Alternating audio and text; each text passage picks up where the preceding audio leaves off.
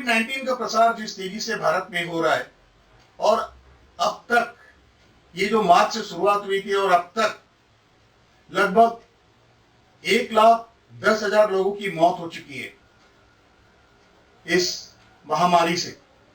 अगर आपको ऐसा लगता है कि कोविड-19 की वैक्सीन आने के बाद और उसका इस्तेमाल करने के बाद आपको कोई बीमारी नहीं होगी, तो आप गलतफहमी में हैं। वर्ल्ड हेल्थ ऑर्गेनाइजेशन के अनुसार इस वैक्सीन को आने में 6 महीने से 1 साल का समय लग सकता है।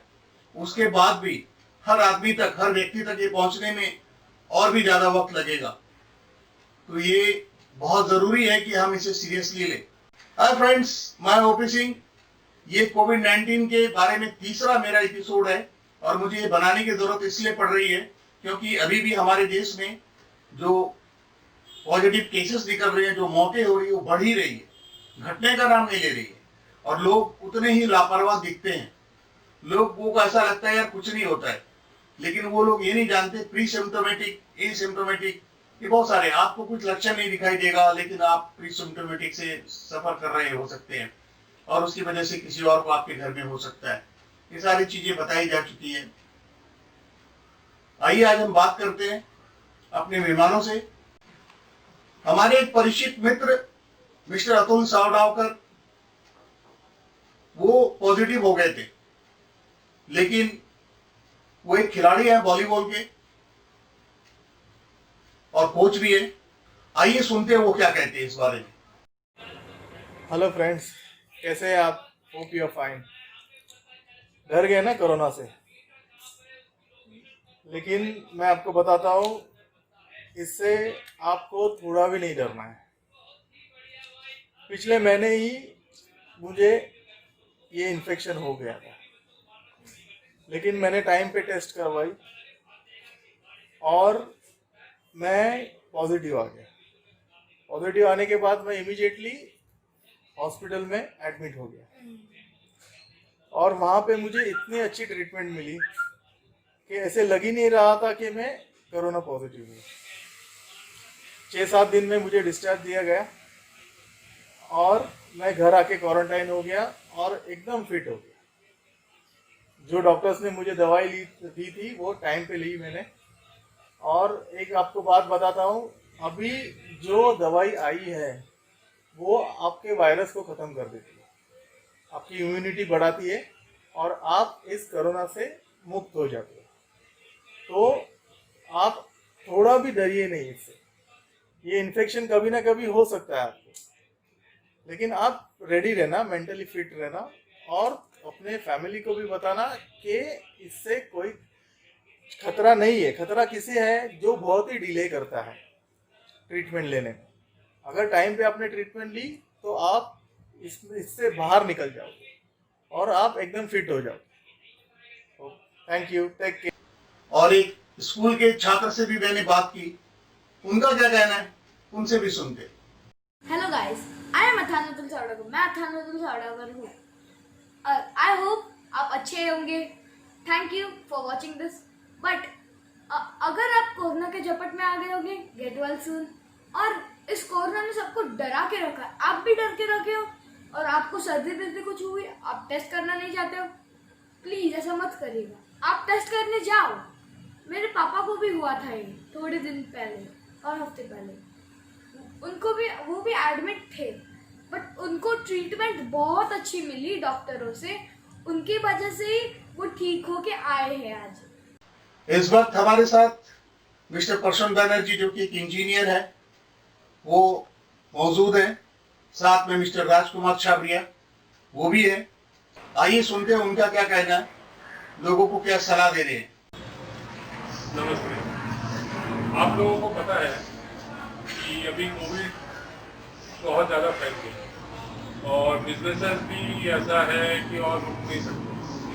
तो आपको कोविड के साथ ही जीना है, आपको खुद कंट्रोल करना है and you have to take care of yourself, your family and your friends. It is very important that you follow simple rules like wear mask all time, keep social distancing, stay at least a meter away from any other individual, don't shake hands, keep a sanitizer with you always, and whenever you touch something, you wash your hands with the sanitizer, clean your hands with the sanitizer, and ensure that every time you go out of your house, you remove your clothes and put them to wash. This is very important, not only for you, it is important for your family, particularly the elderly people in your family. हमारे दूसरे मेहमान हैं Rajkumar Chhabria, general secretary SBI pensioner association Mumbai metro centre. Corona से हम बहुत डर चुके हैं। कोरोना बाकी बीमारियों की जैसी ही बीमारी है, लेकिन ये नहीं है, उसकी दवाइयाँ अब नहीं बनी है। इसने हमारे मन में डर पैदा किया। कोरोना के लिए भी हमें डरना नहीं है, हमें प्रिकॉशन लेना, केयरफुल रहना है। और उसमें सीधी सादी बातें हैं, कोई खास उसमें ध्यान नहीं देना है। पहली बात, हो सके तो घर से बाहर नहीं निकलना। अगर निकलना है तो यह प्रिकॉशन आता है। पहला प्रिकॉशन है मास्क लगाना। दूसरा प्रिकॉशन है, हो सके तो किसी चीज को हाथ नहीं लगाना। अगर भूल चूक से, आदत से कहीं हाथ लग भी गए तो तुरंत सैनिटाइजर से हाथ साफ कर लेना।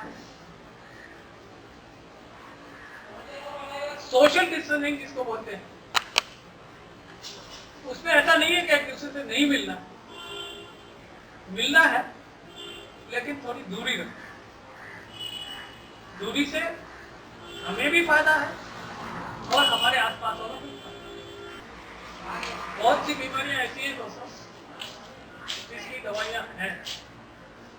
कोई दवाइयां तो हम खुद ही कैबिनेट से जाके ले लेंगे। बुखार हो, ठंडी हो, सर्दी हो, खांसी हो, दवाइयां बहुत है, लेकिन उससे बीमारी बंद नहीं होती। उसका प्रिकॉशन हम करते हैं।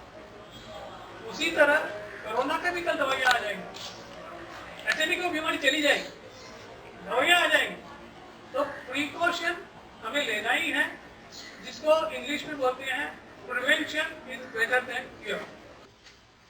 दोस्तों, मेरी सलाह तो यही है कि आप लोग इसे सीरियसली ले, इसे बहुत हल्के में ना ले। सब कुछ खुल गया है, धीरे धीरे खुल भी जाएंगे, स्कूल भी खुल जाएंगे, थिएटर भी खुलने वाले हैं, लेकिन ये आपके विवेक के ऊपर निर्भर है। आपको क्या पसंद है? अभी लोगों को ये बताने की जरूरत नहीं कि कोविड-19 है क्या, उसके लिए क्या करना चाहिए। ये जो 4-5 महीने का समय गुजरा है, उसमें सब लोगों ने अच्छी तरह से सीख लिया है।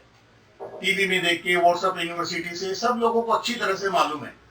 और ये जो हमारी आदतें हैं, जैसे कि हमारे गेस्ट ने भी यहाँ बताया, हम उन आदतों से मजबूर है, तो हमें उन आदतों पे काबू पाना पड़ेगा, ताकि आप या हम या आपकी वजह से किसी और को ये बीमारी ना फैले।